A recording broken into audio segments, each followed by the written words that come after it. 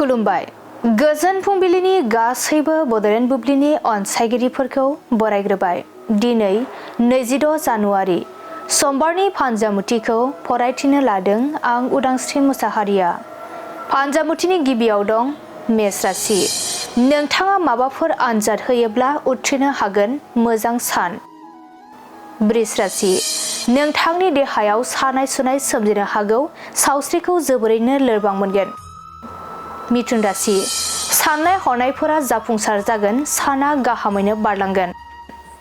कर्कट राशि। थाबथानानै थानाय खामानिफोरा जाफुंनो हागौ, खुसिनि सान। सिंह राशि। नोंथाङा सानस्लाबनो हायैयाव धोरोमनि बेरेखा हाबा मावफ्लांगोन, साना जेथो गोनां जागोन। कन्या राशि। बिसि फिसायनि गेजेराव दावराव दावसि सोमजिनो हागौ, नखराव गोजोन गैयै जागोन। तुला राशि।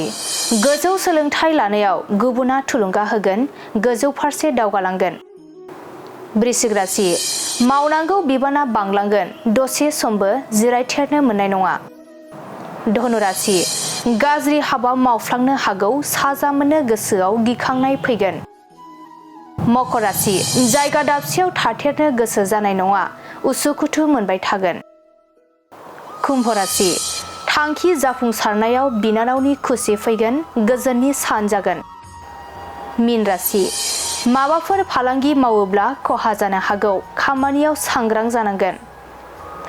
दिनै सानसेनि राशि फरायथिनायाबो एसेनोसै। आसा खालामो नोंथांनि दिनैनि साना मोजाङै मोजां थांगोन, बेखौ बड'लेण्ड बुब्लि नखरनिफ्राय मिजिंथिबाय। गोजोन्थों।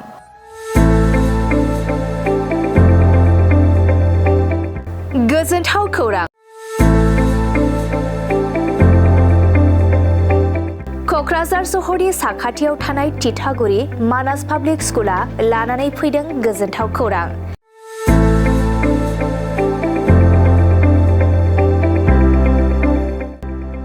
मानास पाब्लिक स्कुला गुन गोनां सोलोंथाइ बोसोरनि नार्सारिनिफ्राय थाखो 9 सिम फरायसा फरायसुलिफोरनि गोदानै 2026-27 मायथाइनि गोदानै मुं थिसननायनि खाबुफोर होगासिनो दं।